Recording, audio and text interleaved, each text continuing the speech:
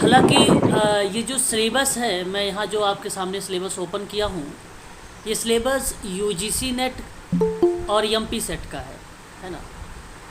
इन दोनों का एग्ज़ाम अगर हम बात करें एमपी सेट का तो 4 जून है, और यूजीसी की अगर हम बात करें तो 22 से लेकर 13 से लेकर 22 जून तक ये एग्ज़ाम डेट है। एक बार म्यूट हो जाइए, है ना, एक बार म्यूट हो जाइए। तो यूजीसी का जो पेपर का एग्ज़ाम की डेट है वो आप ध्यान रखिएगा, 13 से लेकर 22 जून तक रखा गया है। एमपी सेट की अगर हम बात करते हैं वो डेट जो है 4 जून रखा गया है, ठीक है। अच्छा, अब इसके अंतर्गत आपको मैं बता दूं, आप सबकी जो क्लासेस हैं इसमें आपका यूनिट नंबर 1 पूरा कवर कर दिया गया है। और यूनिट नंबर 1 का जो वीडियो का प्लेलिस्ट है, वीडियो का जो प्लेलिस्ट है, मैं आपके ये जो है टेलीग्राम चैनल पर भेजा हूँ, ठीक है। आप वहाँ से जाके उस लिंक को देख लीजिएगा। यदि टेलीग्राम पर नहीं होगा तो आप मुझे मैसेज करिएगा, मैं दोबारा से आप लोगों को जो है इसका लिंक दे दूँगा, ठीक है। अच्छा, आप लोग बताइए, जैसे आप जहाँ देखेंगे ये वीडियोस सारी, आप अगर उस चैनल को सब्सक्राइब नहीं किए होंगे तो सब्सक्राइब कर लीजिएगा, क्योंकि कुछ वीडियो को कभी कभी मैं उसका लिंक नहीं शेयर करता हूँ, जो वीडियो खासकर पब्लिक करता हूँ, है ना। तो आप क्या करेंगे, उससे क्या होता है आपका कि जैसे मैं कोई वीडियो वहाँ पे अपलोड करूँगा, ठीक है, ठीक ठीक, तो उसके तुरंत बाद आप वहाँ पे वीडियो मिल जाएगी आपको, ठीक है ना। आप वहाँ पे आसानी से देख सकते हैं, ठीक है। अच्छा, अभी यहाँ पर अगर हम बात करें यूनिट नंबर 2 में, बात को बड़ा ध्यान से सुनिएगा। यूनिट नंबर 2 का जो हमने कॉन्सेप्ट लिया है, बेसिकली जब मैं यूजीसी नेट एमपी पीएससी की क्लास एक प्रोवाइड करा रहा हूँ शाम को 6:30 बजे वाली में, वहाँ पर इसको कवर कर रहा हूँ, क्योंकि कुछ टॉपिक उसके कॉमन है। जैसे मैंने समाजशास्त्री संकल्पना बता दिया है, और ये आपका एमपीपीएससी का, और ये जो है एमपीपीएससी और यूजीसी नेट और एमपी सेट, ये तीनों का जो है ये कॉमन टॉपिक है ना। तो ये बात तो तय है भाई। जैसे कि अगर मैं बात करूँ सामाजिक परिवर्तन में, तो आगबंड की किताब है सोशल चेंज 1922 में, कल्चर लैग की बात करता हूँ तो वो आगबंड की किताब है। तो ये इसका मतलब ये नहीं होगा एमपी सेट में अलग है, इसका यूजीसी नेट में अलग आएगा, और एमपीपीएससी में अलग आएगा, ऐसा कुछ नहीं। जो टॉपिक है, जो चीज़ें मेंशन की गई वही आएगा। अब इसमें ये चीज़ें रह गई हैं, जैसे उपागम, अप्रोचेस, है ना। ये अप्रोचेस कौन कौन से हैं? प्रकारीवादी रह गया है, संघर्ष रह गया है, संरचना रह गया है, उत्तराधुनिकता रह गया है, ये मैं करवा दूंगा। अब बात करेंगे सामाजिक व्यवस्थाओं के अंतर्गत। जैसे सामाजिक व्यवस्थाओं में क्या क्या है, मैंने परिवार के बारे में बताया, धर्म के बारे में बताया है, पुरुषार्थ मैंने बता दिया, यज्ञ वगैरह बता दिया है, इनके बारे में मैंने चर्चा कर दिया आपको। ये संस्थाएं हैं बेसिकली, है ना। अब बात आती है सामाजिक स्तरीकरण का। आज शाम की जो 6:30 क्लास है वो सामाजिक स्तरीकरण का है, ठीक है। फिर हम थोड़ा सा जिक्र करेंगे कार्ल मार्क्स के बारे में, प्रकार्यवादी के बारे में, और वेबरवादी उपागम क्या क्या है, इनके बारे में थोड़ा सा जिक्र करेंगे। हालांकि ये जो प्रकारवादी ये कॉन्सेप्ट है, यह आपका यहीं कवर हो जाएगा, प्रकारवादी उपागम में ही, ठीक है। फिर बात आता है मानव व्यवहार के बारे में, ये मैं आप लोगों से जिक्र करूँगा, ठीक है। तो ये जैसे कि गर्भधान से लेकर आपको बताया गया है वृद्धावस्था तक, सारी अवस्थाओं पर मैं यहाँ पे जिक्र करूँगा, है ना। फिर उसके बाद व्यक्तित्व के सिद्धांत पर मैं जिक्र कर चुका हूँ आप लोगों से, जैसे मनोविश्लेषणात्मक सिद्धांत क्या है ये बता चुका हूँ। व्यवहारवादी सिद्धांत के अंतर्गत इवान पैट्रिक पावलोव है, स्किनर है, थॉर्नडाइक है, बता चुका हूँ।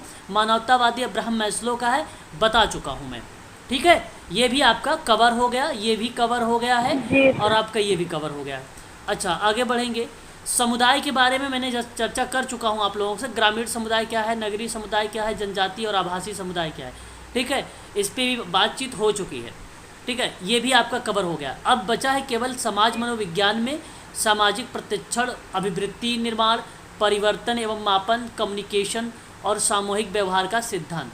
तो ये 2 पॉइंट बचे हैं, और ये 2 पॉइंट भी आपके हाल ही में कवर हो जाएंगे, ज़्यादा से ज़्यादा 3 से 4 दिन में, ठीक है। ये 6:30 वाली क्लास हो रही है। अब बात कर रहे हैं 8:30 वाली क्लास में, थोड़ा सा ध्यान दीजिएगा। आप सभी लोगों को बता दूं, ये आपका जो व्यक्तिगत समाज कार्य के संबंध में जो कॉन्सेप्ट है, ये मैंने आप लोगों से बता चुका हूँ।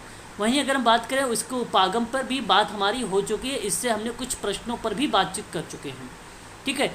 यहाँ तक कि कुछ प्रविधियाँ हैं, जैसे अभिलेखन प्रविधियाँ हैं, आपका साक्षात्कार प्रविधियाँ हैं, हस्तक्षेप की जो है एक प्रकार से प्रविधियाँ हैं, इन पर भी बातचीत हो चुकी है।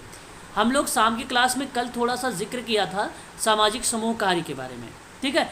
तो आज भी इसी के बारे में चर्चा होने वाला है। और यहाँ जो क्लास आज होने वाली है, खासकर अगर मैं बात करूँ तो नेतृत्व के बारे में बात होने वाली है। मैंने आपको इसमें जो है बता चुका हूँ समूहों का वर्गीकरण, जैसे कि मिलर ने किस डिवाइड किया है कितने भागों में, फिर जस्टिस ड्राफ्ट सॉरी क्या नाम है गेसलमेंट और सॉफ्ट के बारे में अगर हम बात करें तो गेसल सॉफ्ट और गेसलमेंट के बारे में क्या नाम उसका है एफ्टोनीज के बारे में जिक्र हो चुकी है, ठीक है। ये आपको बता चुका हूँ, मिलर का बता चुका हूँ, कूले का बता चुका हूँ, जो क्लासिफिकेशन है ये हो चुकी है हमारी, ठीक है। फिर उसके बाद देखिए आता है आपका एक टॉपिक यहाँ पे व्यक्तिगत समाज कार्य और समूह समाज कार्य की जब अभ्यास होगा, यानी जब आप प्रैक्टिस करेंगे केस वर्क और ग्रुप वर्क में, तो वहाँ पे सेवार्थी और समूह के साथ किस तरीके से आप काम करेंगे, ठीक है। जैसे वहाँ पे हो सकता है कोई बच्चा मिल जाए, ठीक है, उसको किस तरीके से सुधार करोगे, उसके अंदर स्वास्थ्य पर बातचीत करनी हो कार्यक्रम से तो कैसे काम करोगे आप, महिलाओं पर काम कैसे करना हो, ये 1 घंटे की क्लास है केवल बस, है ना। तो ये भी मैं आप लोगों से जिक्र करूँगा, ठीक है। तो ये भी आपको केवल इसमें अगर हम बात करें तो एक पॉइंट ये बचा हुआ है लास्ट का, एक पॉइंट अगर हम बात करें यहाँ पर ये नेतृत्व के संबंध में और समस्या समाधान की प्रक्रिया का ये पॉइंट बचा हुआ है। बाकी यहाँ आपका यूनिट नंबर 3 भी कवर हो चुका है। उसके बाद कम्युनिटी, जैसे जो मैं 1 PM आप लोगों की क्लास ले रहा हूँ, बात को केवल अभी समझा रहा हूँ, अभी क्लास स्टार्ट करूँगा। 1 PM पे जो मैं क्लास ले रहा हूँ, पहले भी आपको थोड़ा सा जिक्र कर चुका हूँ कि क्या है सामुदायिक संगठन, क्या है उसकी प्रक्रियाएँ वगैरह, परंतु ये क्लासेस चलेंगी आप लोगों के भी, ठीक है। इन पे हम लोग बातचीत करेंगे आने वाले टाइम में, ठीक है। अच्छा, अब बात आती है, थोड़ा सा आप ध्यान रखिएगा, मैं आप लोगों को जो है PYQ, ध्यान रखिएगा, PYQ का प्लेलिस्ट भेजने वाला हूँ, ध्यान रखिए, क्योंकि पेपर देखिए जून में है ना। मैं आप लोगों को PYQ मैंने हालांकि करवा रखा है, रिकॉर्डेड क्लासेस हैं वो अनलिस्टेड है, प्राइवेट है वो, उसका मैं आप लोगों को लिंक देने वाला हूँ। पहले मैं आप लोगों को ये PYQ का लिंक दे देता हूँ और फिर उसके बाद आपको उसी के नीचे जितने क्वेश्चन पेपर है मेरे पास PDF में, वो पूरे क्वेश्चन पेपर आपको मैं भेज देता हूँ, व्हाट्सएप ग्रुप में भेज देता हूँ, ठीक है। ये दोनों मैं आज काम कर दूँगा आप सबके लिए। अब आपको जैसे टाइम मिले, फुर्सत मिले, तो आप PYQ को कवर करें, PYQ को कवर करें। अगर मान लीजिए ये क्लास जल्दी ही समाप्त अगर हो जाएगी तो फिर मैं इस क्वेश्चन को रिपीट करवा दूंगा। अगर कोई डाउट होगा किसी क्वेश्चन में तो आप उस वीडियो का आप स्क्रीनशॉट ले लीजिएगा, स्क्रीनशॉट लेकर आप ग्रुप में उसे सेंड कर दीजिएगा कि ये ऑप्शन कैसे हुआ सर, इसको ऐसे होना चाहिए था। जहाँ पे आपके डाउट रहेंगे वो मैं आपकी क्लास में कवर कर दूंगा, ठीक है, डाउट को बता दूंगा आप लोगों को। परंतु अब हमारे पास समय कम है, यानी इसमें अप्रैल चल रहा है, महीने का पूरा जो बचा हुआ है वो केवल आपका मई बचा हुआ है ना, नेक्स्ट वाला मंथ। इसमें 27 दिन आज हो चुका है ना, तो 3-4 दिन इसमें रह गया है और 31 डेज़ उसमें है, और आपका जो है 12 डेज़ जून के महीने में है, ठीक है। तो आप इनको अगर आप प्लस करिए तो देखिए कितना हो जाएगा, ये आपका 34 और यहाँ पे 12 अगर हम ऐड कर देंगे तो ये 46, कुल टोटल मिला जुला के आपके पास 46 डे रह गए हैं, 46 दिन। 46 दिन में इसको पूरा कवर भी करना है, क्वेश्चंस भी करना है, PYQ वगैरह भी हमें करना है, ठीक है। तो इसलिए पढ़ना थोड़ा सा आप सभी लोग, ज़्यादा दिन नहीं पढ़ना है, केवल 46 डे पढ़ना है आपको, बस केवल 46 डे मेहनत कर दीजिए बस आप सभी लोग, ठीक है। चलिए अब सर PYQ से बहुत क्वेश्चन रिपीटेड होते हैं। हाँ, क्वेश्चंस रिपीटेड भी होंगे। अच्छा, आपको एक और चीज़ मैं बता देना चाहता हूँ, यहीं पे ध्यान रखिएगा।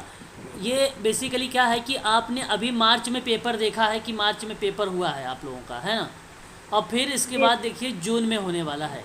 तो पेपर का जो वो बनेगा थोड़ा सा पैटर्न, वो आपका ध्यान रखिएगा मॉडरेट लेवल का होगा, और साथ ही साथ अगर हम बात करें तो एक थोड़ा सा इजी टाइप का भी होगा, ठीक है। दोनों टाइप के प्रश्न जो है यहाँ पे मेंशन किए जाएंगे। कारण ये है कि अभी पेपर आपका जून में हुआ है और जून का पेपर बेसिकली जो बच्चों ने पढ़ा है उन्हीं का, क्योंकि अगर आप देखें रिज़ल्ट जो कट ऑफ वगैरह है उसको सोशल वर्क का देखें तो बच्चे बहुत कम क्वालिफाइड हैं। आपने देखे अगर तो ज़्यादा बच्चे क्वालिफाइड नहीं है, कम क्वालिफाइड है, और वो फैक्ट पर आधारित था, है ना। तो इस बार हो सकता है आप लोगों को एप्लीकेशन के आधार पे भी और फैक्ट के आधार पे भी प्रश्न पूछे जा सकते हैं। फैक्ट प्रश्न टफ होता है और जो अप्लाइड होता है वो इजी होता है ना, केवल समझ कर हमें उसको जवाब देना होता है, ठीक है। फिर भी जैसा भी होगा आने वाले टाइम में हम उसको भी देख लेंगे, है ना, किस टाइप से वो प्रश्न आ रहा है। जी तो ईजी टाइप का रहेगा, ऐसा कोई प्रश्न नहीं रहेगा, कोई टफ रहेगा, ऐसा कुछ नहीं। परंतु फैक्ट वहाँ पर जो है थोड़ा कम मेंशन किया जाएगा इस बार वाली क्लास में, है ना, मुझे जहाँ तक उम्मीद है। दूसरी बात, 2023 का पेपर जो हुआ है अभी मार्च वाला, ये प्रश्न आपको मैं बता दूं, इनसे प्रश्न पूछे जाएंगे। आपको बता दूं 2016 में यूजीसी नेट का जब पेपर हुआ था तो वो 3 बार हुआ था। उसमें ऐसा ही हुआ कि पिछला वाला जो पेपर हुआ था वो अगस्त में एक बार हुआ, मतलब एक पेपर हुआ था आपका मार्च में, तो फिर एक अगस्त में हुआ था। तो अगस्त में जो पेपर हुआ वो बेसिकली ज़्यादातर, अगर मैं बात करूं आप लोगों से, एकदम 75% कॉपी रहा, उसका कॉपीराइट रहा, है ना। तो ऐसा भी हो सकता है, मैं ये नहीं कह रहा हूँ कि ये होगा, ऐसा भी हो सकता है। तो 2023 वाले को पेपर में सॉल्व करवाऊंगा एग्ज़ाम आने के पहले, व्याख्या के साथ, चारों ऑप्शनों के साथ। तो इसलिए आप लोग वो भी क्लासेस आप ज़रूर देखिएगा, ठीक है, आप सबके लिए इम्पोर्टेंट रहेगी वो। चलिए फिर मैं स्टार्ट करता हूँ अब आज की अपनी आगे की क्लास। तो बताइए एक बार आप सभी लोग, शुरुआत करें क्लास को। अगर किसी को कोई डाउट वगैरह बन रहा है मन में तो अभी पूछ लीजिए। हेलो हाँ बताइए सर। सर, वो आपने जो मुझे लिंक भेजी थी ना बुक की प्रैक्टिस सेट की, एक बार प्लीज़ उसको ऑर्डर कर दीजिए। अच्छा अच्छा अच्छा अच्छा, एक्चुअली सर वो लिंक मेरे पास दोबारा से भेज दीजिएगा आप, है ना। हाँ, मैं भेज दूंगा क्योंकि हाँ वो मुझे बहुत नीड है, क्योंकि मैं सिर्फ और सिर्फ अब प्रैक्टिस कर रहा हूँ।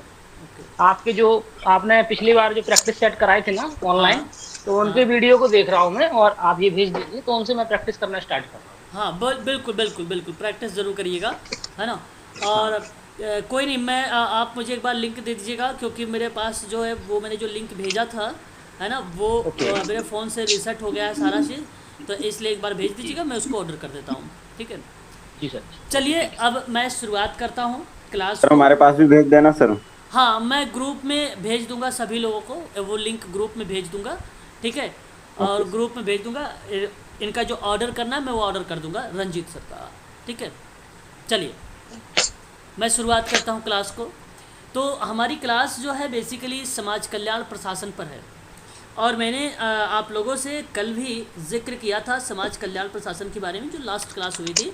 समाज कल्याण प्रशासन को आपको अगर पेपर में सवाल आता है, जैसे अगर मैं MSW के बच्चे से बात करूं या BSW के बच्चों से बात करूं, तो इसमें डिस्क्रिप्टिव में आता है, विवरणात्मक आता है, और कहता है कि समाज कल्याण प्रशासन का अर्थ सहित परिभाषाओं को स्पष्टीकरण कीजिए। 5 नंबर का सवाल या 10 नंबर का सवाल 250 वर्डों में लिखना, 550 वर्डों में लिखना आता है। तो सबसे पहले हमें क्या करना पड़ता है, समाज कल्याण प्रशासन को, समाज कल्याण प्रशासन जो है समाज कार्य की एक सहायक प्रविधि है, पहली बात लिखेंगे।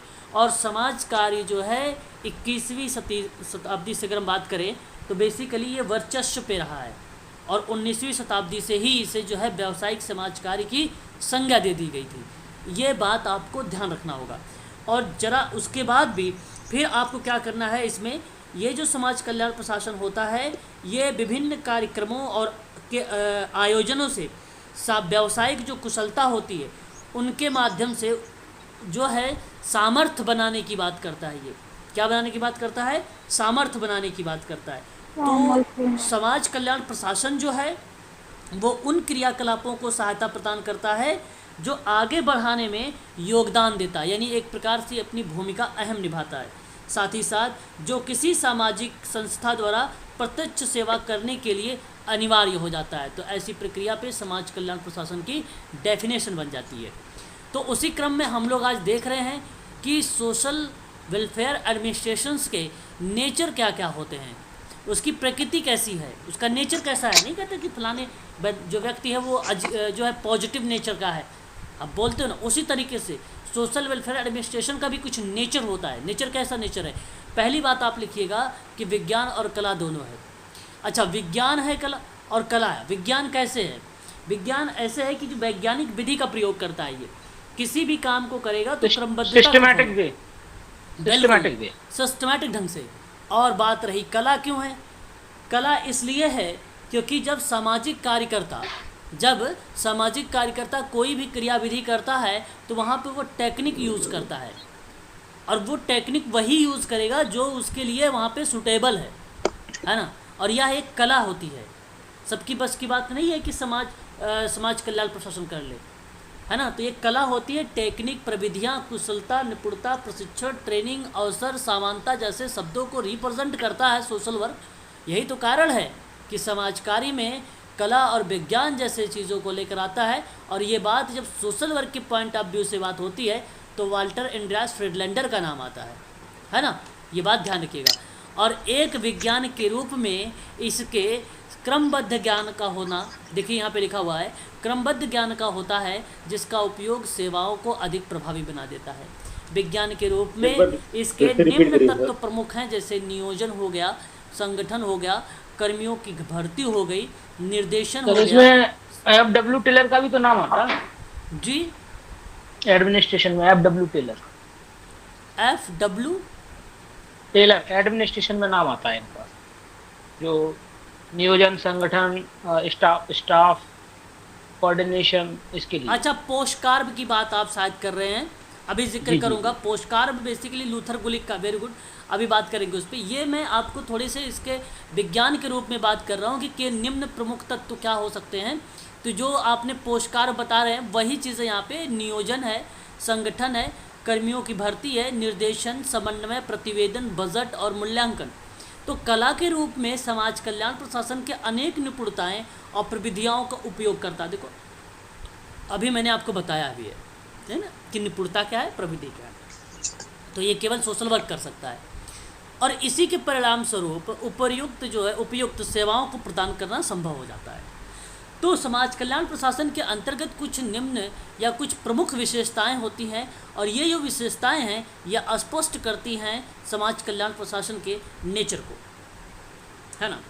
तो अगर मैं आप लोगों से यहाँ पे जिक्र करूँ, जी ध्यान दीजिएगा, तो हमारे सामने एक शब्द आता है यहाँ पर कि प्रशासन कार्यों को पूरा करने के लिए की जाने वाली एक प्रक्रिया है। और फिर कहता है कि समाज कल्याण प्रशासन में स्वास्थ्य, शिक्षा, ध्यान दीजिएगा, आवागमन, आवास, स्वच्छता, चिकित्सा आदि सेवाओं की प्रभावकारी बनाया जाता है। मतलब सिंपल सी बात है, ये कहा गया कि जो प्रोसेस है, जो प्रक्रियाएं हैं सोशल वर्क की, जिसमें समाज कल्याण प्रशासन की भूमिका है, उसमें कहा कि प्रशासनिक पद्धति, प्रक्रिया, कार्य की प्रगति और परिणाम को अवधिक मूल्यांकन किया जाना अत्यंत आवश्यक है। और साथ ही साथ समाज कल्याण प्रशासन में अगर हम बात करें क्षेत्र के लेकर, जैसे स्वास्थ्य हो गया, शिक्षा हो गया, आवागमन हो गया, आवास हो गया, स्वच्छता, चिकित्सा यानी थेरेपी इत्यादि सेवाओं के माध्यम से समाज कल्याण प्रशासन को बड़ा ही प्रभावी बनाया जाता है। ये एक प्रकार की विशेषता जो बताता है नेचर को, कि ये नेचर है सोशल वेलफेयर एडमिनिस्ट्रेशन का, कि इस तरीके से वो काम करता है ना, इस तरीके से वो काम करता है। फिर कहता है आपसे, अच्छा यहाँ प्रश्न जो बनाए जाते हैं वो एप्लीकेशन बेस्ड बनाए जाते हैं। आपका प्रश्न खुद कहेगा एग्ज़ाम में, यूजीसी नेट वगैरह में बोलेगा ऐसे में। और नेचर अगर आपको लिखना है कहीं डिस्क्रिप्टिव के रूप में, तो आप कह दीजिए कि स्वास्थ्य पर बात करना, है ना, साथ ही साथ आवागमन पे बात करना, शिक्षा पर बात करना, कल्याण पर बात करना, सुधार पर बात करना, इनके माध्यम से लोगों को समाज की मुख्य धारा से जोड़ना, लोगों को स्वावलंबी बनाना, स्वतंत्र बनाना, प्रक्रिया एक प्रकार से संचालित होती है समाज कल्याण प्रशासन में। वहीं दूसरी बात हमारे सामने है कि समाज कल्याण प्रशासन की संरचनाओं में एक उच्च और निम्न शास्त्रात्मक व्यवस्था होती है, और कर्मचारियों की स्थिति के अनुसार उसके कार्य और शक्तियों को निर्धारित होती है। सिंपल सी बात है कि समाज कल्याण प्रशासन की जो स्ट्रक्चर्स हैं, जो संरचनाएं दी गई हैं, उनकी संरचनाएं किस टाइप की होती हैं, तो उसमें कर्मचारियों की स्थिति के अनुसार उसके कार्य और शक्तियों को निर्धारित की जाती हैं, कि कार्य कौन से हैं, के पास अथॉरिटी क्या क्या है, काम करने का तरीका क्या क्या है, अगर राज्य स्तर पर है समाज कल्याण प्रशासन कर रहा है तो वो किस तरीके से करेगा, केंद्रीय समाज कल्याण प्रशासन करेगा तो किस स्तर पर करेगा, अंतर्राष्ट्रीय समाज कल्याण प्रशासन करेगा तो उस स्तर पर करेगा। बाय द वे मान लो निजी संस्थाओं के द्वारा किया जाने वाला समाज कल्याण प्रशासन की बात है तो उसके स्तर पर करेगा। तो कहा गया कि कर्मचारियों की स्थिति के अनुसार उसके कार्य और शक्तियों को निर्धारित किया गया कि भाई अब मान लो आपका अगर काम है तो आप साइकेट्रिक है तो आप बिहेवियर जैसे चीज़ों पर काउंसलिंग करेंगे, प्रॉब्लमेटिक बिहेवियर जैसे उसको दूर करेंगे, है ना। साइकेट्रिक मेडिकल सोशल वर्क में इस तरीके से भूमिका आ जाएगी। अब थेरेपिस्ट थोड़ी बन पाएंगे। अब किसी व्यक्ति को मान लो फिजियोथेरेपिस्ट की ज़रूरत है तो वो अपने हिसाब से काम करेगा, उसके अलग शक्तियाँ हैं, उसके अलग कार्य दिए गए हैं, है ना। तो ये मेडिकल सोशल वर्क नहीं आता उसमें, ठीक है। टीचर की भूमिका आती है, योगा की भूमिका आती है, तो सबकी अलग अलग भूमिकाएं होती हैं ना, उसके शक्तियाँ वगैरह निर्धारित की गई हैं। नेतृत्व, निर्णय लेने की स्थिति, शक्ति, संरचना आदि जो है प्रशासनिक प्रक्रिया का प्रमुख अंग माना जाता है। समाज कल्याण प्रशासन मूल रूप से निम्न क्रियाओं से संबंधित है, देख सकते हैं आप यहाँ पर। अगर हम बात करते हैं राज्य के सामाजिक लक्ष्यों को प्राप्त करने और उसकी ऐसी नीति निर्धारण करना जहाँ पे संगठन में कार्यरत जनशक्ति एकीकृत के रूप में कार्य कर सके, सेवाओं को प्रभावपूर्ण प्रावधान के लिए संगठनात्मक संरचना की रूपरेखा तैयार किया जाएगा, संसाधन कर्मचारीगण आवश्यक प्रविधियों का मैनेजमेंट किया जाएगा, आवश्यक ज्ञान निपुणता युक्त मानव संसाधन का मैनेजमेंट किया जाएगा, उन क्रियाकलापों को संपादित करवाया जाएगा जिसमें अधिकतर संतोषजनक ढंग से लक्ष्य को प्राप्त किया जा सके, है ना। ऐसा वातावरण तैयार करना है जहां आपसी मेल मिलाप प्रगाढ़ बढ़े और कर्मचारी कार्य करने की प्रक्रिया के दौरान सुख का अनुभव करें और किए जाने वाले कार्यों को निरंतरित मूल्यांकन करें, है ना।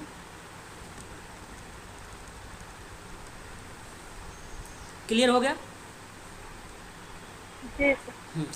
तो ये बात हमें हाँ ध्यान रखना पड़ेगा थोड़ा सा, ये इम्पोर्टेंट चीज़ें बन जाती है ना। उसके बाद हमारे सामने आता है समाज कल्याण प्रशासन के कुछ कार्य दिए गए हैं, उसके कुछ कार्य हैं। कार्य किस तरीके के टास्क हैं?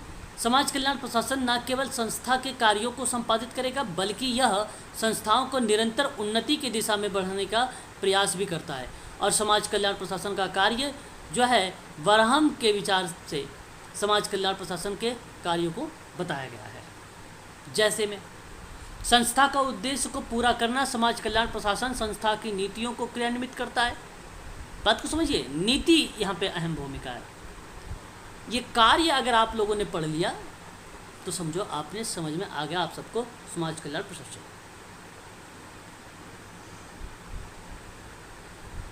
नीतियों को केवल प्रशासनिक द्वारा ही कार्यरत प्रदान किया जा सकता है या नीतियों का निर्धारण में भी भाग लेता है और जिससे संस्था का उद्देश्य नीतियों की एकरूपता बनी रहती है। संस्था की औपचारिक संरचना का निर्माण करना समाज कल्याण प्रशासन का दूसरा कार्य जो है एक प्रकार से संप्रेषण व्यवस्था को ठीक है अधिक प्रभावी बनाने के लिए औपचारिक संरचनात्मक निर्माण करना और कर्मचारियों के लिए मानदंड मतलब नियम निर्धारित करना और उन्हें उनके अनुसार कार्य संबंधित विकसित करना, है ना। ये चीज़ें आती हैं इसके अंतर्गत। वहीं अगर हम बात करें तो सहयोगात्मक प्रयत्नों को जो है प्रोत्साहित किया जाता है। प्रशासन का कार्य संस्था में ऐसा वातावरण तैयार करे जिसमें कर्मचारीगण पारस्परिक सहयोग से अपने उत्तरदायित्व को पूरा कर सके। संसाधनों का भी खोज होती है, उसका उपयोग करना होता है। तो किसी भी संस्था के लिए अर्थ शक्ति मानव शक्ति दोनों आवश्यक होते हैं। संस्था में ध्यान रखेंगे आप सभी लोग, ये तभी अपने उत्तरदायित्व को पूरा कर सकती है जब उसके पास पर्याप्त धन हो और दक्ष कर्मचारी हो, प्रशिक्षित कर्मचारी हो, कुशल कर्मचारी हो, निपुण कर्मचारी हो, स्किल्ड वर्कर भी बोल सकते। बिल्कुल बिल्कुल बिल्कुल। अधीक्षण का मूल्यांकन प्रशासन संस्था के कार्यों के लिए उत्तरदायी होता है, अतः वह इसकी सभी गतिविधियों पर दृष्टि रखता है और संस्था के कर्मचारियों का आवश्यक तदनुसार सहायता करता है, दिशा निर्देश भी देता है और यह सदैव कार्य प्रगति लेखा जोखा भी रखता है। इन कार्यों का मूल्यांकन निरंतर करता रहता है ना। ये चीज़ें आ जाएंगी। उसके बाद हमारे सामने आता है समाज कल्याण प्रशासन की कुछ प्रिंसिपल्स हैं, कुछ सिद्धांत दिए गए हैं। सिद्धांत क्या हो सकते हैं समझने का प्रयास करिएगा। पेपर में अगर आएगा तो कभी कभी हमसे पूछ लेता है सिद्धांत कौन कौन से होते हैं। तो ध्यान दीजिएगा कि समाज कल्याण प्रशासन में सभी अधिकाधिक तथा सरकारी तौर पर संस्थानिक प्रशासकीय मानदंडों का अभाव है। तद्यपि निम्नलिखित सिद्धांतों को समाज कल्याण व्यवहार और अनुभव होने के कारण सामान्य मान्यता दी गई है ना। और इसी परिप्रेक्ष्य में अभिकरणों द्वारा ये बताया गया है कि ये होता है समाज कल्याण प्रशासन का सिद्धांत।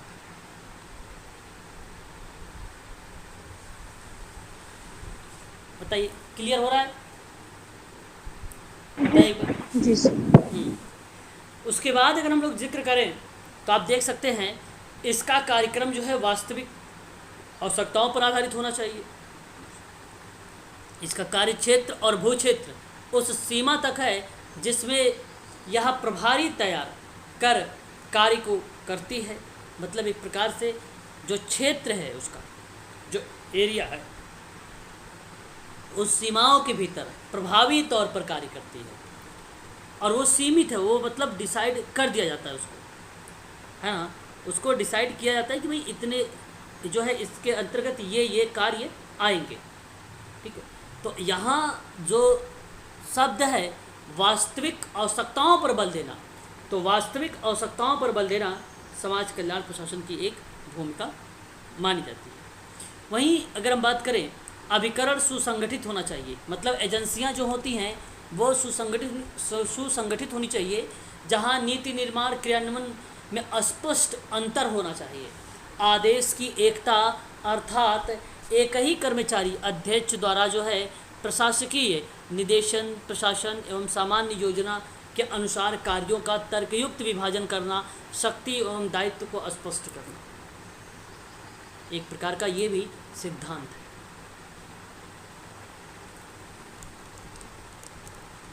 आगे बात करेंगे हम लोग अभिकरण की उचित कर्म को। यहाँ कहा गया कि नीतियों और अच्छी कार्य दशाओं के आधार पर कार्य करना चाहिए। कर्मचारियों की नियुक्ति योग्यता के आधार पर होनी चाहिए। उन्हें समुचित वेतन दिया जाना चाहिए और कर्मचारी वर्ग अभिकरण एजेंसी की आवश्यकताओं को पूरा करने के लिए मात्रा एवं गुण में पर्याप्त होना चाहिए, है ना। क्वांटिटी और क्वालिटेटिव रिसर्च का पार्ट भी माना जाएगा आपका समाज कल्याण प्रशासन। और अभिकरण जो है मानक सेवाओं की भावना से ओतप्रोत होकर कार्य करे और व्यक्तियों की उसकी आवश्यकताओं को समुचित जानकारी होनी चाहिए जिनकी यह सेवा करना होता है। और इसमें स्वतंत्र एकता प्रजातंत्र की भावना भी होनी चाहिए। बहुत इंपॉर्टेंट सवाल है, ये पेपर में पूछा गया था। एकता प्रजातंत्र शब्द, स्वतंत्रता शब्द, इसको आप ध्यान रखेंगे सभी, है ना। ये पेपर में आया हुआ है, ठीक है, इस बात को ध्यान रखें। तो सर फर्स्ट वाले कैसे आया पेपर में, ये किस तरीके से? जी सर, तो पेपर में किस तरीके से आया था प्रश्न ये कैसे आया है? जी जी सर ये आपको सीधा सीधा पूछा समाज कल्याण प्रशासन के संबंध में, है ना। आपसे कहा कि समाज कल्याण प्रशासन जो है व्यक्तियों और उनकी आवश्यकताओं को समुचित जानकारी रखता है और फिर कहता है कि इसमें एकता स्वतंत्रता प्रजातंत्र की भावना होती है।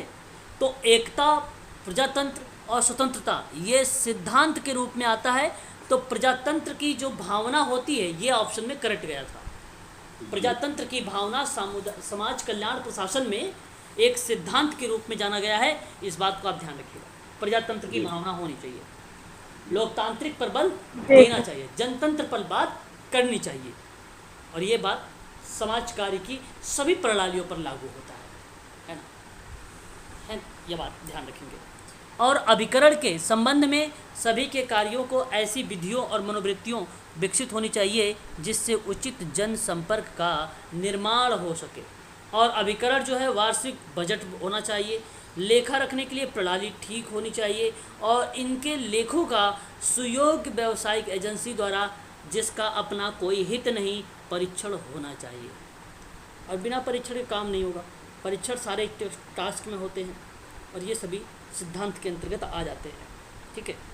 आगे बढ़ेंगे और उसके बाद कहता है कि यह अपने रिकॉर्ड को ठीक प्रकार से सरल और विस्तार से रखें जो आवश्यकता के अनुसार समय सुगम्यता है और यह कह लीजिए कि उपलब्ध हो सके। तो इसकी लिपिकी और अनुरक्षण सेवाएं भी मात्रा और गुण के पर्याप्त और क्रियान्वयन में दक्ष होना चाहिए। आपको अगर कहा जाए तो आप अनुरक्षण करने में, आप क्रियान्वयन करने में, टेक्निक लगाने में आप उसमें दक्ष हो, है ना, स्वतंत्र हो, ये चीज़ें होनी चाहिए। वहीं अगर हम बात करें, एक विद्वान आए जिनका नाम था लूथर गुलिक। आपने लूथर गुलिक के बारे में खूब सुना ही होगा। ये बड़े ही फेमस पर्सन रहे लूथर गुलिक। इनसे एग्ज़ाम में कई बार प्रश्न पूछा भी जा चुका है, आप लोगों ने देखा भी होगा, है ना। हाँ सर, आया था इस बार लूथर अब गुलिक का अगर हम क्वेश्चन। लूथर गुलिक के बारे में बात करें, बड़े ही फेमस विद्वान हैं ये, तो आप ध्यान रखेंगे इनकी जो कॉन्सेप्ट रहा, इनका जन्म बेसिकली ओसाका जापान में हुआ 1892 में। 1892 में लूथर गुलिक महोदय के बारे में आपको मैं बताना चाहूँगा। एक किताब इनकी आई, बड़ी फेमस किताब रही, और वो किताब थी विद्यालयों का चिकित्सकीय निरीक्षण करना। किसका? विद्यालय का। तो अगर हम बात करें मेडिकल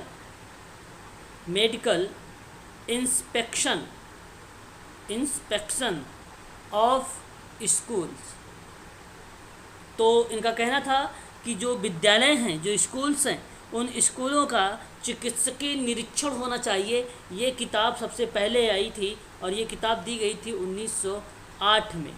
किसके द्वारा लिखी गई? तो लूथर गुलिक के द्वारा ये किताब लिखी गई थी। इस चीज़ को आप ध्यान रखेंगे। जी सर। सर एक किताब रिपीट कर दिया। हाँ, मेडिकल इंस्पेक्शन ऑफ स्कूल।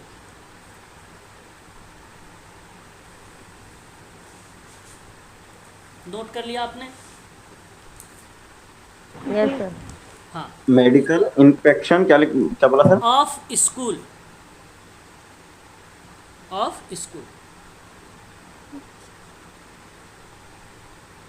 ठीक है। माइंड एंड वर्क करके किताब आई उसी वर्ष में। माइंड एंड वर्क उसी वर्ष में किताब आई। तो अपनी उच्च शिक्षा प्राप्त करने के बाद 1920 कोलंबिया विश्वविद्यालय में डायरेक्टर पद की उपाधि इन्होंने प्राप्त की। जापान के रहने वाले विद्वान हैं ये, और लोक प्रशासन के सिद्धांत में बड़े फेमस व्यक्ति हैं, और इन्होंने कोलंबिया विश्वविद्यालय में डायरेक्टर की उपाधि प्राप्त की थी। सन 1939 में जिस समय लेन कमेटी आई थी, उसी समय की बात है, डिलीट की उपाधि भी प्राप्त थी लूथर गुलिक को। और 40 वर्ष तक न्यूयॉर्क में सिटी रिसर्च इंस्टीट्यूट में कार्य किया था। न्यूयॉर्क में सिटी इंस्टीट्यूट में, है ना। 1954 से लेकर 1962 ईस्वी तक में न्यूयॉर्क नगर में, वहाँ पर प्रशासन के रूप में अपने कार्यों को अपने institute of public administrations New York के अध्यक्ष के रूप में भी सन 1960 से लेकर 1982 के बीच का कार्य किया था। ये बात आपको ध्यान रखना है। इनका परिभाषा है कि सामान्य प्रशासन के व्यापक ज्ञान के साथ साथ सैनिक और औद्योगिक प्रशासक के कार्यों का अनुभव था, है ना, इनके पास। वहीं अगर हम जिक्र करें, हमारे सामने और भी चीज़ें आएंगी, जैसे लूथर गुलिक का योगदान लोक प्रशासन के क्षेत्र में। इन्होंने गतिविधियों को सम्मिलित किया, और इसके अंतर्गत विचारों को अगर हम बात करें तो इनके विचारों में बड़ा मतभेद था। लूथर गुलिक का मत था कि लोक प्रशासन में सामान्य कार्यों के अतिरिक्त प्रशासन की कार्यपालिका की क्रियाओं का भी समावेश होता है ना। तो लोक प्रशासन का क्षेत्र इन्हीं का नाम आया। फिर प्रशासन का संबंध कार्य पूरा करने के लिए निर्धारित उद्देश्यों को परिपूर्ति से लोक प्रशासन की परिभाषा देते हुए लूथर गुलिक ने कहा कि लोक प्रशासन के विज्ञान का वह भाग गए जो सरकार से संबंधित है, और इसका संबंध कार्यपालिका से है, जहाँ की सरकार का काम मुख्य रूप से होता है। यद्यपि इसको स्पष्ट के रूप में प्रशासकीय समस्याओं पर ध्यान देना होता है, जो व्यवस्थापिका और न्यायपालिका के क्षेत्र में आती है। ठीक है। ये लूथर गुलिक का कुछ जादुई एक फार्मूला है, एक सूत्र है। तो इन्होंने पोषकार शब्द यूज किया, POS DCORB। P से प्लानिंग हो जाएगा, O से ऑर्गेनाइजेशन, S से स्टाफिंग, D से डायरेक्टिंग और CO से आपका कोऑर्डिनेट हो जाएगा और R से रिपोर्टिंग और B से बजटिंग। ये चीज़ आपको ध्यान रखनी होगी। क्लियर हुआ ये बात? एक बार बताइए जरा पोस्ट कार्ड का ये क्रम। जी सर हाँ, ये क्रम आपको ध्यान रखना है। सर अब एक एक करके एक लाइन सर, समझ लीजिए जी। सर, एक इसके अलावा दूसरा चीज़ सर ये है। और दो ऐड हुए। मूल्यांकन और प्रतिपुष्टि, हाँ, दो ये और दो ऐड ऐड है, हुए। मूल्यांकन और प्रतिपुष्टि, है ना? ठीक है। जी सर। तो फिलहाल हमारे पेपर में जो आता है बेसिकली खासकर मुख्य रूप से इन्हीं को लेकर पूछा जाता है, इसको ध्यान रखेंगे। अच्छा, अगर मैं बात करूं जी, इस बार सेट में पूछा था सर ये अच्छा कि और हाल ही में और दो ऐड हुए हैं, वो कौन से है करके। अच्छा अच्छा अच्छा अच्छा, ठीक है, बहुत बढ़िया है, बहुत बढ़िया है। समाज कल्याण प्रशासन, है ना? ध्यान रखेंगे, काफ़ी इम्पोर्टेंट शब्द है हमारे सामने ये, और एग्ज़ाम में भी हम लोगों से ये पूछा जाता है, आप इसको ध्यान रखें इसमें दो ठोर कौन ऐड हुआ है सर, मूल्यांकन और जी। मूल्यांकन फीडबैक, और प्रतिपुष्टि। अच्छा प्रतिपुष्टि, फीडबैक मूल्यांकन और प्रतिपुष्टि, प्रतिपुष्टि। हाँ, इसको आप ध्यान रखिएगा, पेपर में हो सकता है आप लोगों से पूछ लिया जाए दोबारा। अब नियोजन का मतलब क्या था? प्लानिंग करना। अगर आप बताइए, किसी काम को अगर आप करेंगे तो प्लानिंग से ही करेंगे? बिल्कुल, जी सर, बताइए। बिल्कुल सर, प्लानिंग से ही होता है। बिल्कुल, प्लानिंग से ही कोई काम अगर आप करते हैं तो जो है किया जाता है। अब जब इन्होंने कहा पोस्ट कार्ड में कि हम प्लानिंग से कोई काम करते हैं, तो उसके लिए आपको पहले कार्य करने से पहले आपको एक लेसन प्लान बनाना पड़ेगा, आपको लेसन प्लान बनाना पड़ेगा, और उस लेसन प्लान के माध्यम से आप जो है पोस्ट कार्ड को तैयार करेंगे। अब पोस्ट कार्ड जो है तैयार होता है वो बेसिकली प्रबंधन में और किस में? लोक प्रशासन में।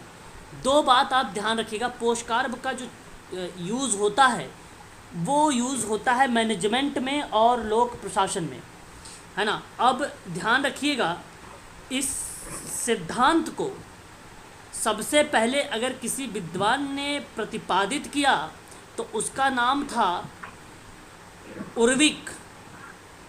क्या नाम था? उर्विक और लूथर गुलिक।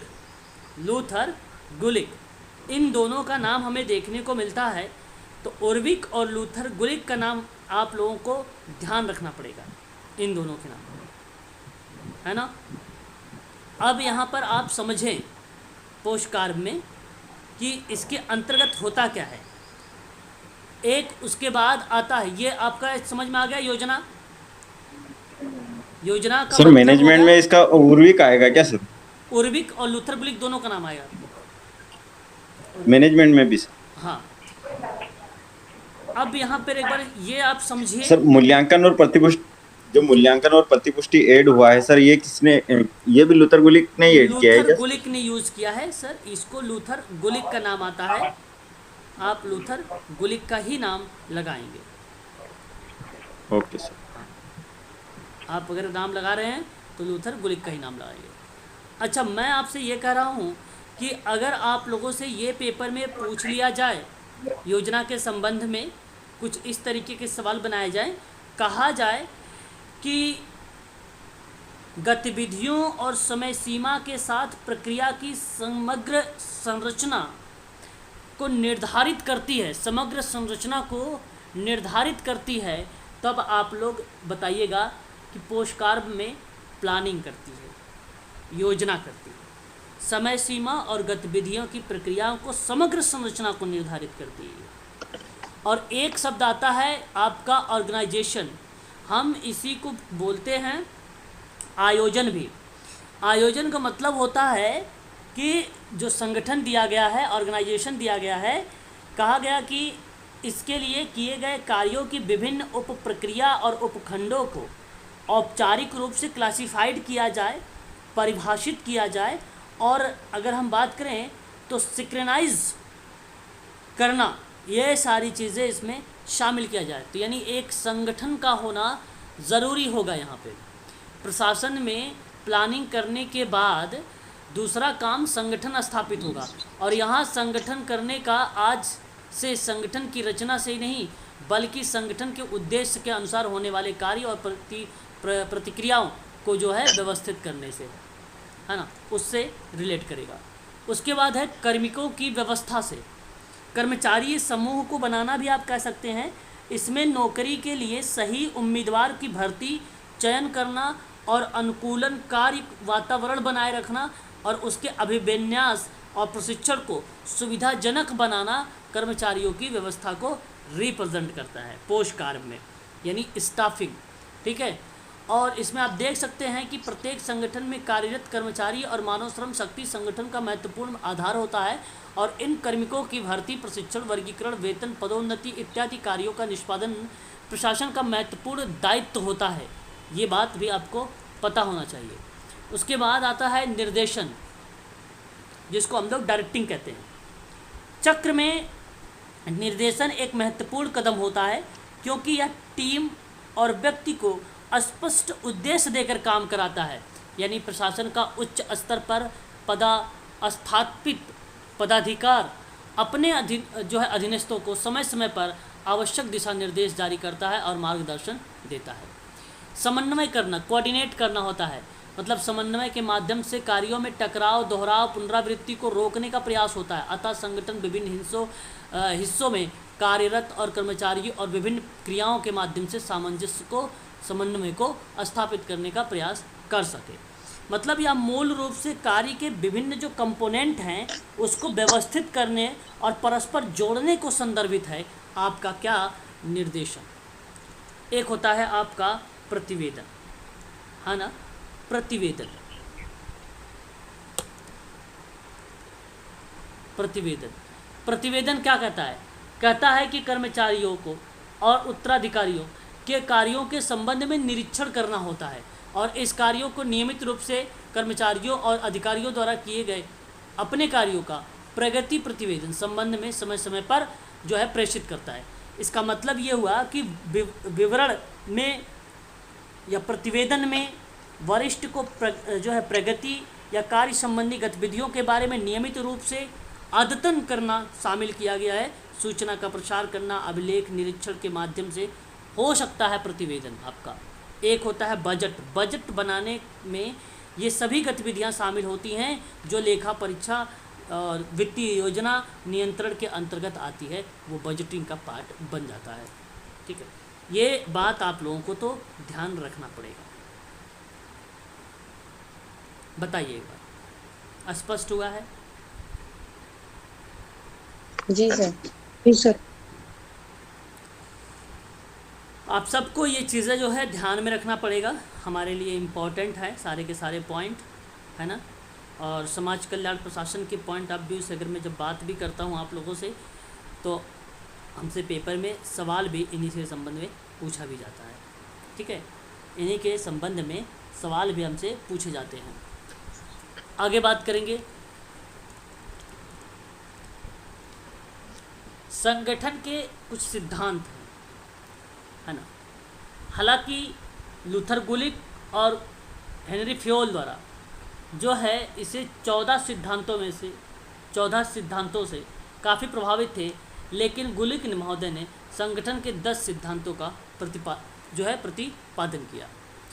संगठन के कितने सिद्धांत? 10 सिद्धांत। किसने किया? लूथर गुलिक ने किया। और जो 14 सिद्धांत हैं वो काफ़ी प्रभावित थे किससे? हेनरी फ्योल से। हेनरी फ्योल से, है ना। ये बात आपको ध्यान रखना। ट्रेकर ने भी दिए हैं ना सिद्धांत जी? ट्रेकर ने भी दिए हैं ना सर सिद्धांत? वो ग्रुप वर्क के दिए हैं, वो ग्रुप वर्क के दिए। नाम जरा फिर से बोलिए, हेनरी क्या बोल रहे हैं? Henry Fayol. Henry Fayol. हाँ, हेनरी फ्योल। लूथर गुलिक महोदय ने जब ये सिद्धांत दे रहे थे पोस्टकार्ड, वह वर्ष था 1937। तो हालांकि यहाँ 1937 में एक पत्र में सबसे प्रमुखता को दर्शाया था लूथर गुलिक महोदय ने। सबसे पहले अवधारणा तो 1935 में आई, 1935 में अवधारणा आई और 1937 में ये चीज़ें जो है लागू हो गई, है ना, लागू हो गई। ये बात आपको पता होना चाहिए। संगठन के सिद्धांत के नोट्स में लूथर गुलिक ने बयानबाजी करते हुए पूछते हैं कि मुख्य कर्मचारियों का काम क्या है, वह क्या करते हैं। पोषकार्ब उत्तर था उनका मानना था कि ये पोषकार्ब उत्तर है उसका। और आपको बता दूं ब्राउनलो समिति के बारे में। ब्राउनलो समिति का नाम सुना है? प्रशासनिक प्रबंधन पर राष्ट्रपति की समिति थी ये ब्राउनलो समिति। ब्राउनलो आयोग के रूप में ये जाना भी जाता है और ये 1937 की ही है ब्राउनलो समिति। ब्राउन लो समिति 1937, ठीक है, क्लियर? बता दीजिए एक बार। जी सर, ये ब्राउनलो समिति के बारे में बताइए दोबारा से एक बार थोड़ा सा। ब्राउनलो समिति के बारे में आपको ये ध्यान रखना है मैडम कि ब्राउनलो जो है लोक आयोग के विशेषज्ञों का एक राष्ट्रपति द्वारा नियुक्त पैनल था ये, और ये 1937 में संयुक्त राज्य अमेरिका सरकार के द्वारा ये व्यापक रूप से परिवर्तन की सिफारिश की थी। तो वहाँ पर ये ब्राउनलो आयोग आया था और ये बेसिकली कर्मचारी कार्यालय के निर्माण में अपनी एक अहम भूमिका निभाता था ब्राउनलो समिति, है ना। अब ब्राउनलो समिति में 3 विद्वान थे। एक का नाम था लुई ब्राउनलो, उसने अपने ही नाम पे रखा था, और एक नाम था चार्ल्स मेरियम और एक नाम था लूथर गुलिक। इन तीनों ने मिलकर जो है ब्राउनलो समिति बताया और उसी ब्राउनलो समिति के तहत संगठन के सिद्धांत को प्रतिपादन किया लूथर गुलिक और पोषकार्ब दिया, एक आधार बनाया लूथर गुलिक। और रूजवेल्ट ने यह ब्राउनलो समिति लाया था 12 जनवरी 1937 को।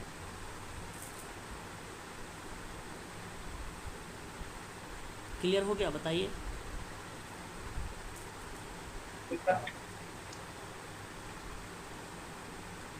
सर रूजवेल्ट का पता 1937 जी, का क्या है ना? कर रहे हैं? ये जो रूजवेल्ट आपने नाम बताया है ये 12 जनवरी 1937 ही बताया है। आवाज नहीं आ रही है मेरे पास। हेलो हाँ बोलिए। सर, अब आ रही है आवाज? हाँ अब आ रही, मैं ये बोलिए। पूछ रही थी, जो आपने रूजवेल्ट बताया है ये हाँ। इन्होंने 12 जनवरी 1937 ही बताया है इसका? जी इनका जो सन- 1937, ठीक है सर। 1937 यह आप ध्यान रखिएगा, है ना। चलिए आगे बढ़ते हैं और भी चीज़ों को हम समझने का प्रयास करते हैं। तो ये संगठन था, कार्य का विभाजन का विशेषीकरण था। एक था विभागीय गति का संगठनों के आधार पर था, कार्य अथवा लक्ष्य था। ये विभागीय गति संगठन के आधार पर बनाया गया था, है ना। यहाँ आप देख सकते हैं प्रक्रिया, व्यक्ति, स्थान, पदोसोपान, फिर उसके बाद इधर देखेंगे आप तो सचेत, समन्वय और समितियों का द्वारा समन्वय, विकेंद्रीकरण, आदेश की एकता, स्टाफ एवं लाइन, ये था। प्रयोजन 9वें नंबर पर, 10वें पर आपका आ जाएगा नियंत्रण का क्षेत्र और नियंत्रण की सीमाएं। ये कुल टोटल 10 थे। इन्होंने 10 सिद्धांत दिए थे, ठीक है। ये आपको थोड़ा सा ध्यान रखना पड़ेगा लूथर गुलिक के बारे में। बड़े ही फेमस पर्सन है ये भाई, इनसे पेपर्स में सवाल पूछे जाते हैं। तो ये तो 10 सिद्धांत थे लूथर गुलिक के, लेकिन फ्योल महोदय कम नहीं थे। फ्योल महोदय के भी कुल टोटल 14 सिद्धांत थे हेनरी फ्योल को, है ना।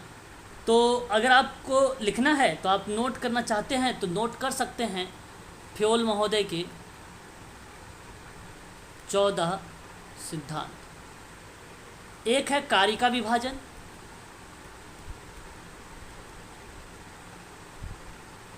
एक है अथॉरिटी जिसको प्राधिकरण कहते हैं, एक है आपका अनुशासन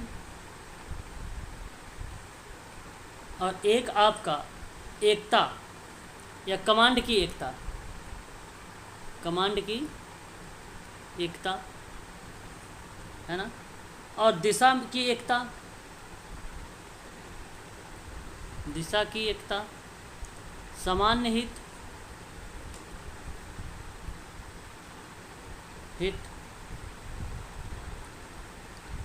कार्मिकों का व्यक्तित्व, कार्मिकों का जो है परिश्रमिक,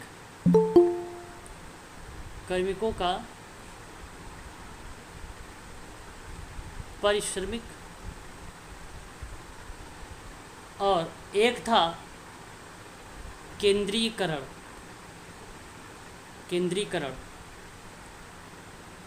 है ना, ये ध्यान रखेंगे। और एक आपका है स्केलर, स्केलर चैन होता है जो पीयर लेबल कम्युनिकेशन के साथ अधिकार की रेखाएं वगैरह बताता है। स्केलर चैन का सिद्धांत के बारे में ये जिक्र करता है, ठीक है। और एक है आदेश, एक है आपका इक्वलिटी, इक्वलिटी तो पता ही होगा, समानता है ना। और एक आपका आ जाएगा कर्मियों के कार्यकाल, और एक था आपका पहल सिद्धांत प्रबंधन, पहल सिद्धांत प्रबंधन, और लास्ट था esprit de corps, de corps. ये 14 सिद्धांत थे हेनरी फ्योल के, हेनरी फ्योल के। हेनरी फ्योल भी फेमस पर्सन है, ध्यान रखेंगे इनके बारे में भी, है ना, हेनरी फ्योल महोदय के बारे में। और इनका अगर हम जिक्र करते हैं तो सामान्य और औद्योगिकी प्रबंधन एक किताब आई थी फ्योल महोदय का, किताब का नाम था उनके सामान्य एंड औद्योगिक प्रबंधन, 1949 में हेनरी फ्योल। बस ठीक है।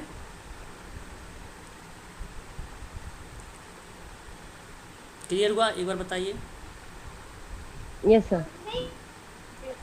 ये चीज़ आप लोगों को जो है पता होना चाहिए और ध्यान भी रखना होगा इसके बारे में, पोस्ट कार्ड के बारे में।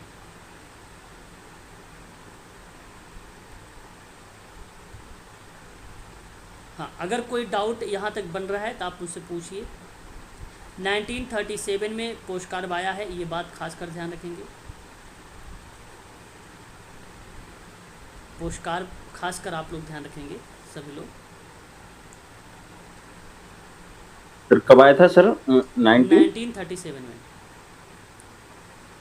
सर लूथर गुलिक ने तो 1935 में दिया था, पहली अभी बार आप आया था, बताएं। लेकिन अच्छा। अगर आपसे पूछा जाएगा पेपर वगैरह में तो 1937 लगाना होगा, ठीक है सर।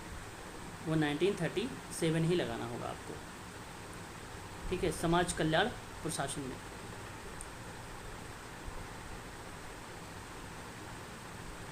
बताइए, ओके हुआ? Yes sir. इतनी बात तो आप लोगों को ध्यान रखना होगा, इम्पॉर्टेंट चीज़ें हैं, इसको छोड़ना नहीं है आप लोगों को, है ना। अच्छा, आगे अगर हम बात करते हैं तो इसके संबंध में आप लोगों से कभी कभी जब पूछता है कि क्षेत्र बताइए ज़रा, तो क्षेत्र कोई अलग नहीं है समाज कल्याण प्रशासन का। आप क्षेत्र को, जो अभी आप लोग ने यहाँ सिद्धांत पढ़ा है पोस्ट कार्ड वाला, यही आपको रिलेट करा देता है समाज कल्याण प्रशासन के क्षेत्र को भी, है ना, यही रिलेट कराता है उसके क्षेत्र को भी। इसलिए आप लोग इसे भी ज़रूर ध्यान रखेंगे, कोई अलग नहीं है ये वही चीज़ें हैं, क्षेत्र और सिद्धांत, एक ही यहाँ पर मेंशन किए गए हैं। क्लियर? Yes sir. जी सर। सर वो कल 8:30 बजे की जो क्लास थी वो ग्रुप में लिंक सेंड नहीं की थी सर। 8:30 बजे वाली क्लास का? ओके ठीक है सर। हाँ सर, शाम की सर। मैंने उससे शायद मुझे लगा मैंने शेयर किया है, कोई बात नहीं, मैं अभी आपको शेयर कर दूंगा, ठीक है, मिल जाएगा। वैसे मैंने शेयर किया है, आप चाहो तो देख लो ग्रुप में, क्योंकि कई बच्चे वहाँ पे देखे हैं। ग्रुप में थोड़ा सा ध्यान देंगे ना तो नहीं सर, मैंने देखा था सर, दोनों ग्रुप में सर सेंड नहीं की थी वो। आपने जो ऑब्जेक्टिव क्वेश्चन की क्लास थी वो उसका शेयर किया था। अच्छा अच्छा अच्छा, चलो कोई नहीं, मैं आपको दोबारा से शेयर कर दूंगा सर, ठीक है, कोई बात नहीं, देख ओके। लीजिएगा। तो ये समाज कल्याण प्रशासन में आपको ध्यान रखना होगा, जॉन किडना का नाम, लूथर गुलिक का नाम, ये पेपर में हम लोगों से पूछे जाते हैं इनसे, ठीक है, इसलिए आप लोगों को ये चीज़ें ध्यान रखना पड़ेगा। अब देखिए थोड़ा सा इसमें और चीज़ें रह गई हैं। भारत में जब इसके प्रशासन के इतिहास की बात आती है, अपने भारत में समाज में, तो स्वर्णकाल अशोक चंद्रगुप्त मौर्य अकबर के समय में रहा है। ब्रिटिश शासन काल में अगर हम बात करें तो प्रशासनिक तंत्र का विकास हुआ। शेरशाह सूरी के शासनकाल में अगर हम बात करें तो उसमें नौकरशाही बेहद संवेदनशील थी, है ना, साम्राज्य की स्थापना के उद्देश्य से वो किया गया था। तो ये थोड़ा सा प्रशासनिक तंत्र को आज़ादी के बाद भी जारी रखा गया। तो यहाँ पे स्वशासी केंद्रीय समाज कल्याण परिषद की वजह से समाज कल्याण के क्षेत्र में भारत का एक विशेष स्थान माना जाता है। और समाज कल्याण प्रशासन में अगर मैं बात करता हूँ तो आपको ध्यान रखना होगा पीडी कुलकर्णी का नाम, यह एक नया क्षेत्र बताया उन्होंने, है ना, पीडी कुलकर्णी का नाम। तो इसके बारे में अगर हमें जानना है तो आप ध्यान रखेंगे इन सारी चीज़ों के बारे में कि आपसी सहायता प्रत्येक समाज का एक हिस्सा रहा है। अपने साथी की सहायता करने की इच्छा या साथी के साथ सहायता मांगने पर सहायता करने की इच्छा प्राचीन काल से ही ये मौजूद है, ये प्राचीन काल से ही मौजूद है। समाज कल्याण की भारतीय परंपरा विचार दया, दान, दक्षिणा, भिक्षा, संभाव, स्वधर्म, त्याग इत्यादि पर आधारित था ये आपका समाज कल्याण, है ना। धीरे धीरे भारत में प्रशासनिक या सामाजिक सुधार के उपाय से भी, जिसमें सती प्रथा पे रोक लगाई गई, विधवाओं के पुनर्विवाह के लिए अनुमति दी गई, अलग अलग 1829 में 1856 में 2 अधिनियम पारित किए गए। ये क्या थे? ये समाज सुधार के संबंध में समाज कल्याण प्रशासनिक तो थे। स्वतंत्रता के बाद प्रशासनिक स्ट्रक्चर राजनीतिक और आर्थिक की स्थापना हुई थी। इस चीज़ को आप ध्यान रखेंगे, है ना। उसके बाद अगर हम बात करें, यहाँ पर आप देख सकते हैं, ठीक है, यहाँ देखिए स्वर्ण युग भारत का अशोक सम्राट, चंद्रगुप्त मौर्य, अकबर, शेरशाह सूरी, फिरोज शाह तुगलक, ये 1829 1856 अधिनियम भी पारित किया गया, सती प्रथा पे प्रतिबंध लगाया गया, ठीक है, ये सारी चीज़ें थी, आपको ध्यान रखना है। स्वतंत्रता के बाद मैंने क्या बोला, सामाजिक, राजनीतिक, आर्थिक जो संरचनाएं थी उसी के अनुकूल आवश्यक परिवर्तनों के साथ कमोवेश पुराना प्रशासनिक विन्यास जारी किया गया था। वही चीज़ें जो मैंने अभी आपको बताया है। आपको बता दूं समाज कल्याण के क्षेत्र में फिर उसके बाद सन 1953 अगस्त 12 अगस्त 1953 की बात अगर मैं जब आपसे करता हूं 1953 का, तो सेंट्रल सोशल वेलफेयर बोर्ड है। प्रथम पंचवर्षीय योजना के दौरान भारत सरकार ने केंद्रीय समाज कल्याण बोर्ड की स्थापना की और उसमें अहम भूमिका जो अध्यक्ष रही वो डॉक्टर दुर्गाबाई देशमुख की रही। राज्य स्तर पर समाज कल्याण संस्था सलाहकार बोर्ड की स्थापना हुई। बोर्ड का मुख्य कार्य क्या था? मुख्य कार्य केवल ये था कि स्वैच्छिक संगठनों को वित्तीय और तकनीकी सहायता जो है उपलब्ध कराया जाए, ये था उनका, है ना। इस बात को आप लोग ध्यान रखिएगा। 1964 में सबसे पहले समाज कल्याण कार्यक्रम विभिन्न मंत्रालयों द्वारा संचालित किए गए थे। कब? सबसे पहले 1964 में, 1964 में, 1964 में, यहाँ पे देखिए 1964 में पहले से जो है 1964 से 64 से पहले समाज कल्याण कार्यक्रमों का प्रबंध और विभिन्न मंत्रालय देख रहे थे, जैसे शिक्षा, गृह, उद्योग, स्वास्थ्य, श्रम। ये जो है रेणुका रे समिति कब प्रस्तुत की गई? 1960 में अपनी रिपोर्ट में सामाजिक सुधार विभाग को स्थापित किया था इसने। कौन सी समिति में? 1960 वाली में, है ना। लाल बहादुर शास्त्री ने प्रधानमंत्री काल में सामाजिक सुरक्षा विभाग भी स्थापित हुआ। सामाजिक सुरक्षा विभाग कब स्थापित हुआ? लाल बहादुर शास्त्री के कार्यकाल में 14 जून 1964 को, ठीक है। विधि मंत्रालय जो है स्थापित हुआ। ये भी आप देख सकते हैं। समाज कल्याण, पिछड़ा वर्ग, खादी और हथकरघा जैसे विषय सामाजिक सुरक्षा विभाग का एक आवंटित क्षेत्र बन गया, ठीक है। 1966 में 1966 में इसका नया नाम रखा गया समाज कल्याण विभाग। 1964 में आया समाज कल्याण कार्यक्रम, हालांकि पहले से काम चल रहा था। फिर उसके बाद 60 में इसकी स्थापना हुई थी। रेणुका रे समिति थी, सामाजिक सुरक्षा विभाग रखा गया था। इसका नाम 1966 में। तीन प्रश्न हैं यहाँ पे, तीनों के तीनों इंपॉर्टेंट है। फिर यहाँ पे देखिए इसका नाम बदल दिया गया। 1961 में शिक्षा और समाज जो कल्याण विभाग है इसको जो है स्थापित कर दिया गया। 1979 में इसका स्तर बड़ा हो गया, ठीक है, और इसका नाम बदलकर 1984 में समाज एवं महिला कल्याण मंत्रालय रख दिया गया। देखिए फिर नाम बदल गया 1964 में। बहुत इंपॉर्टेंट स्लाइड है ये आप सबके लिए। मानव संसाधन विकास मंत्रालय में ये पृथक महिला एवं बाल विकास विभाग बनाने में इसकी मान्यता मिल गई। फिर उसके बाद देखिए 1985 में इसका नाम बदलकर कल्याण मंत्रालय कर दिया गया। बाद में इसका नाम सामाजिक न्याय एवं अधिकारिता मंत्रालय कर दिया। यही नाम आप लोग जानते हैं, पेपर में यही आता है, पेपर में यही आता है। ये चीज़ आपको ध्यान रखना होगा। आगे देखते हैं। ये कौन से साल में हुआ सर? कौन सा? सामाजिक न्याय व अधिकार मंत्रालय 1988 में, 1988 1985 में। नहीं 85 में तो महिला एवं कल्याण विभाग के कल्याण बाल विकास, हाँ, महिला एवं बाल विकास की स्थापना हुई सर 1985 में, ठीक है। ये आपको ध्यान रखना होगा। 85 में इसका नाम जो है कल्याण मंत्रालय बदला गया था, ये था। और बल्कि महिला एवं बाल विकास का जो मंत्रालय बनाएगा वो 1985 में किया गया था, ठीक है। बाद में ये जो सामाजिक न्याय एवं विकास मंत्रालय की मैं बात कर रहा हूँ वो 1988 आता है, 1988 आता है। स्पष्ट हो गया सर? बताइए। Yes sir. अब सुनिए, यहाँ पर बहुत इंपॉर्टेंट शब्द आपको पता है, मैंने पोषकार बताया। पोषकार बेसिकली दो व्यापक विचारधाराएं मौजूद हैं। पोषकार में अगर हम बात करते हैं या समाज कल्याण प्रशासन की बात करते हैं, सोशल वेलफेयर एडमिनिस्ट्रेशन की बात करते हैं, दो विचारधाराओं पर आधारित है। एक विचारधारा पोस्ट कार्य आता है, एक विचारधारा अभिन्न विचार आता है। अब थोड़ा ध्यान दीजिएगा आप सभी लोग, क्योंकि ये पेपर में सवाल आता है, इसलिए ध्यान देंगे तभी कर पाएंगे।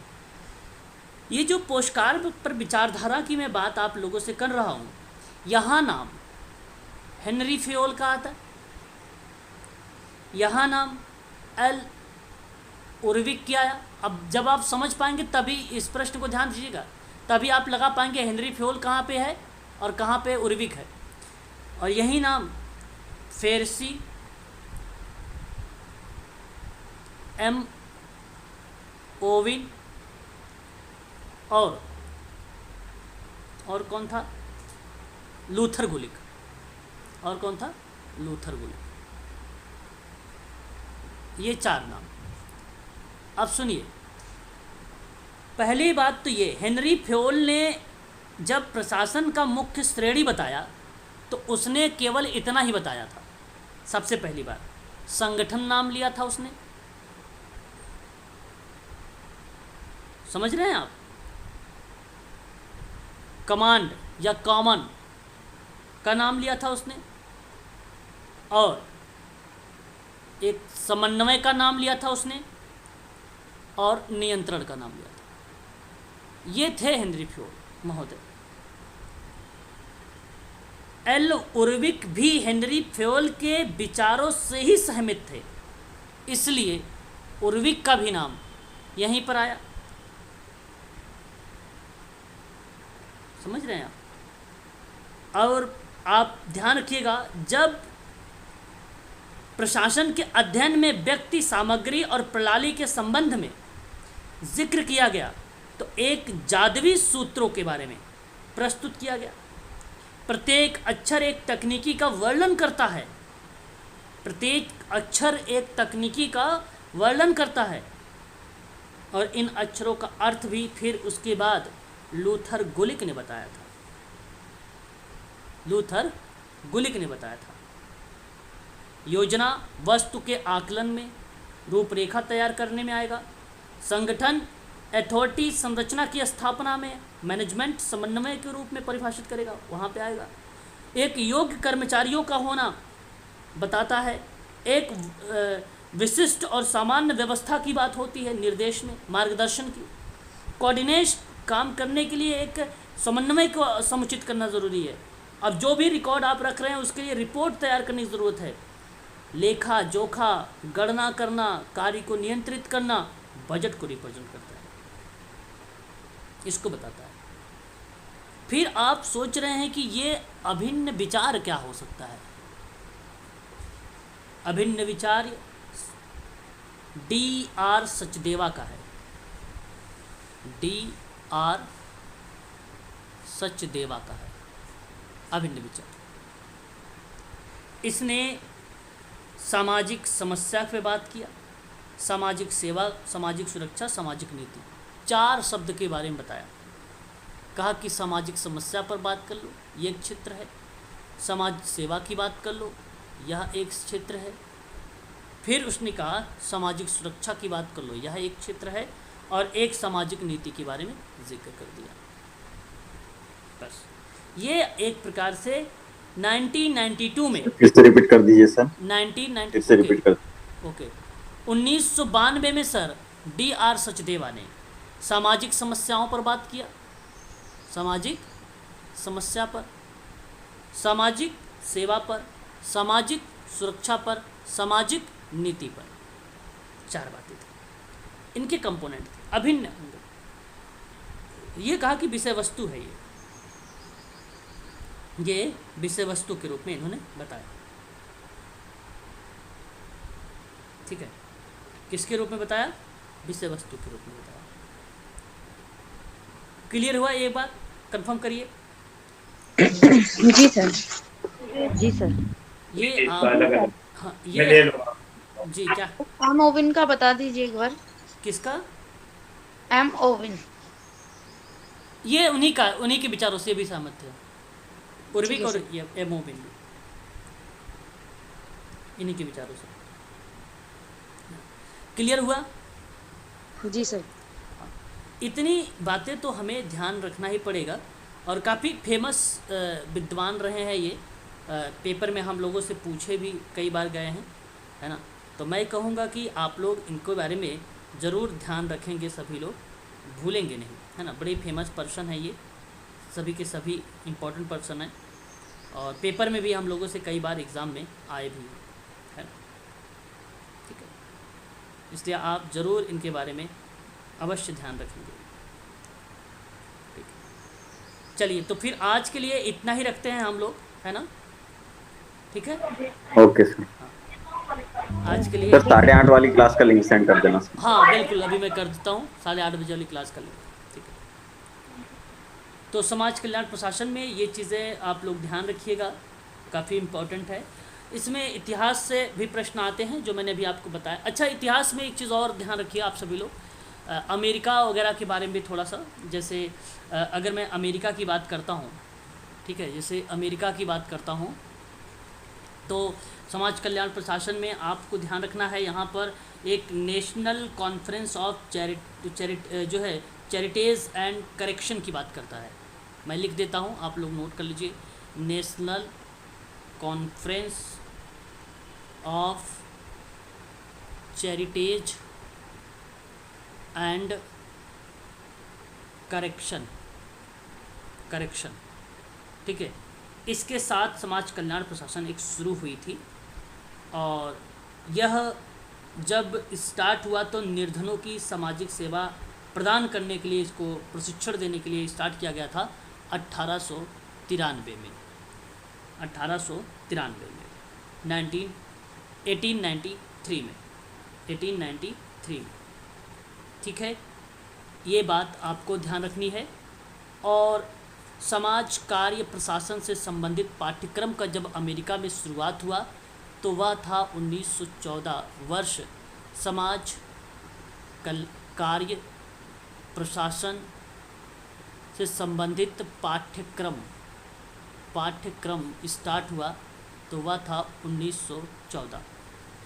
और एक अमेरिका में सहकारी समिति आई, और अमेरिका में जो सहकारी समिति थी उसकी स्थापना जो हुई थी वो 1930 और 1935 के बीच में इसकी स्थापना की गई थी।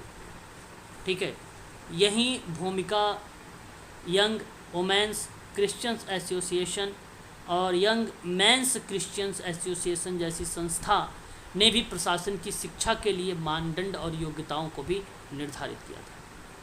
ठीक है, ये बात आपको ध्यान रखना है। और समाज कार्य के साथ प्रशासन कार्यक्रम जो रहा, जहाँ पे प्रशासन की प्रक्रिया को शुरुआत की गई, वह वर्ष 1946 रहा, 1946 रहा। आपने नाम सुना होगा council of social work education, council social note कर वर्क ले सर थोड़ा एजुकेशन। धीरे। जी सर, ये council of social work education पाठ्यक्रम 3 क्षेत्रों पर आधारित था, और ये अमेरिका में 1962 में आया। और ये 3 पाठ्यक्रम था, इसमें 3 क्षेत्र थे। एक था समाज कल्याणकारी नीति यानी नीति, दूसरा जो था आपका वातावरण, सामाजिक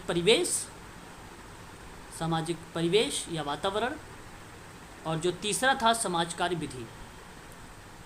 ये 3 क्षेत्र पर काम किया था काउंसिल, जो काउंसिल का सोशल वर्क एजुकेशन था, council of social work education.